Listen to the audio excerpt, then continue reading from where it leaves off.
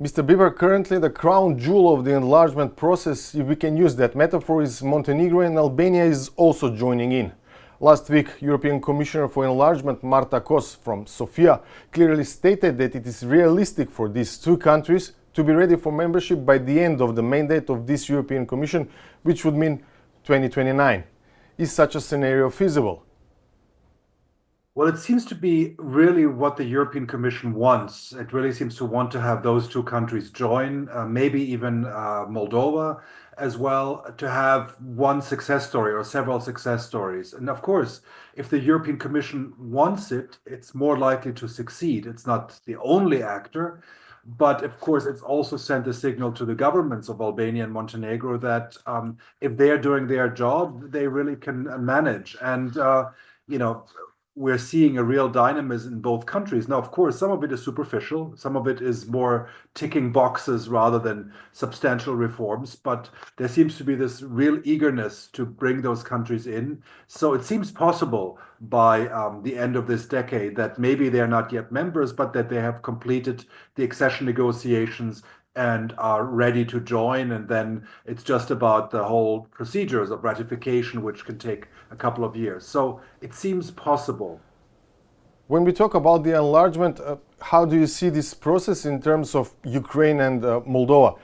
It is expected for Chisinau to open its first cluster after finishing the screening process, but Kiev most probably will not. Why is this so?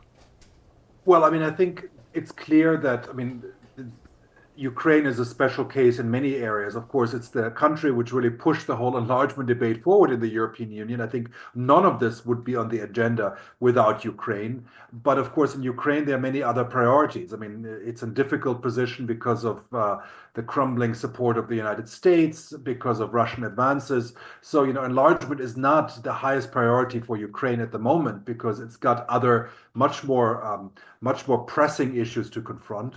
Moldova, of course, has a chance to join the group of the three because, again, if Moldova can join together with Montenegro and Albania, it also sends a signal to Ukraine that this process is open and realistic. So I think this seems to be the strategy of the European Commission at the moment to really focus on those three countries.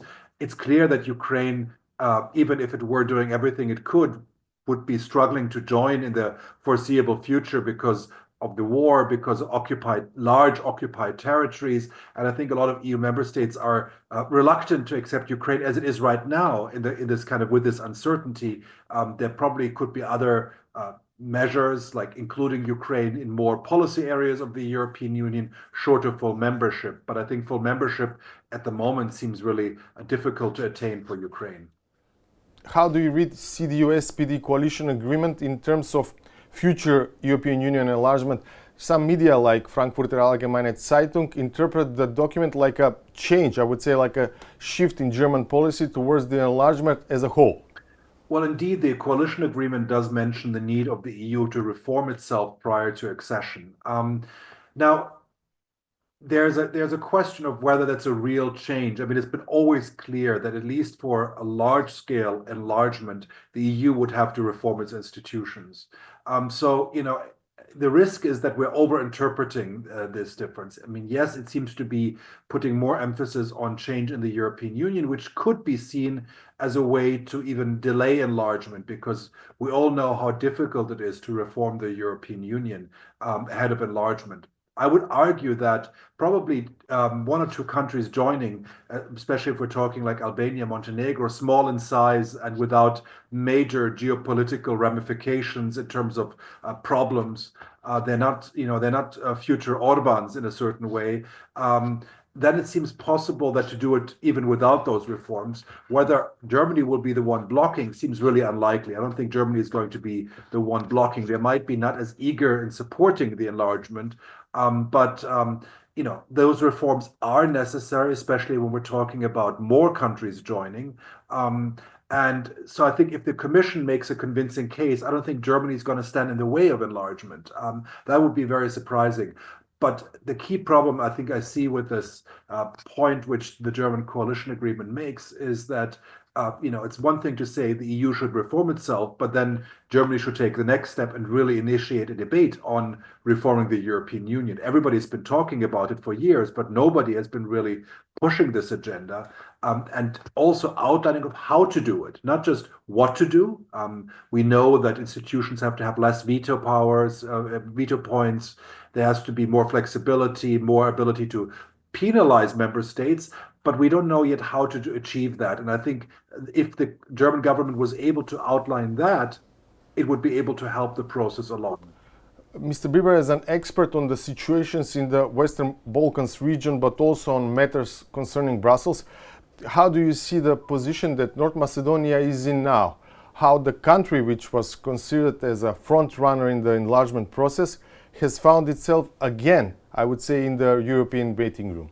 Of course, I mean, North Macedonia finds itself in this very difficult position because of that, I would say, rather unfortunate so-called French compromise of 3 years ago, which has put all of the burden of resolving the dispute and the blockages by Bulgaria on the side of North Macedonia, which really makes it more difficult to resolve this issue. So indeed, until North Macedonia changes its constitution and fulfills the requirement it committed itself to in 2022, it's very hard to imagine the country moving forwards towards the European Union. And this is, I think, of course, I don't think this was a good deal back then, and I think it's not helped the country and is in many ways unfair, but this is unfortunately the situation North Macedonia finds itself in today. And there is an opportunity now with 3 years ago, it didn't seem like it was likely that Albania and Montenegro could join by the end of the decade.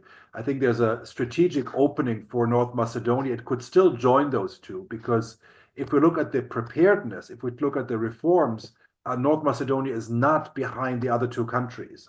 It could catch up on the informal requirements very quickly if the blockages with Bulgaria were put behind the country. There are no signs, nor from Sofia, neither from Brussels, that can suggest or that are suggesting changing something in the agreement from July 2022 on North Macedonia's accession process. Do you see any way out soon in the near future? Well, the problem is really that, I think this was a very flawed agreement in many ways, but it was North Macedonia which accepted the agreement. So the agreement clearly states that the requirements are on the Macedonian side. And this is why it's unlikely that you're going to see any willingness of Sofia or the EU to move on this. I think the Macedonian government would be best served to try to find a way to fulfill those requirements, but also receive guarantees and some kind of security that if it does its part, that it wouldn't be blocked in the foreseeable future by Bulgaria once more. And this is part of the problem of the compromise, the so-called compromise of 3 years ago, that it provides no safeguards, both that the Macedonian position does not require acknowledging the kind of very nationalist demands of Bulgaria when it comes to language and history, but also that North Macedonia will not be blocked once it starts negotiating. And this is, I think, these are key issues which I think there's a strong argument for any Macedonian government to push for clarity on that issue. But the first step, the initiative, has to come from the Macedonian side. You cannot expect, and I think it's unrealistic to expect, that either Brussels or Sofia would take the first step. They both believe, rightly or wrongly, that the ball is in the court of the Macedonian government. VMRO-DPMNE-led government has been, I would say, heavily investing in building close relations with the new American administration, hoping that this new administration, this new Washington, can help in resolving the issue with Bulgaria. Mr. Bieber, do you think that these moves can, I would say, bear any fruit? I think it's more likely to hurt the country in North Macedonia because, first of all, we know how notoriously unreliable the Trump administration is.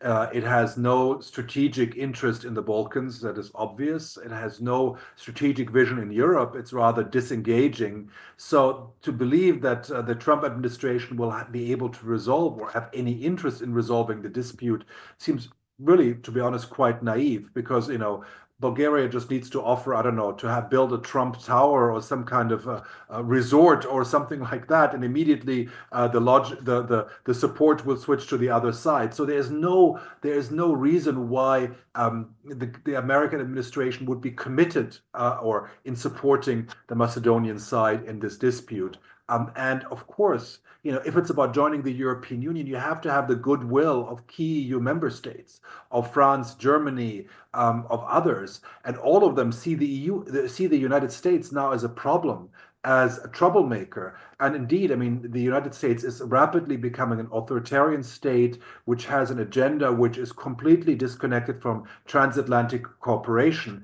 And that, of course, makes any ally of the Trump administration in the eyes of the European Union rather a problem than a partner. And so in that sense, if the current government led by Vimero de Permanet is investing in the relationship with Trump, it's burning bridges with the European Union. So to hope that Trump can help overcome the problem to join the EU seems rather misplaced. North Macedonia in the past years has been, one of the countries the most aligned with the EU common foreign and security policy. And this is a strong argument to convince the EU why North Macedonia is a reliable partner. And risking that for the sake of an unreliable partner, which has very little to offer, both economically, security-wise, and politically, seems really like a gamble, which I can't see paying off for the government or for the country. Thank you.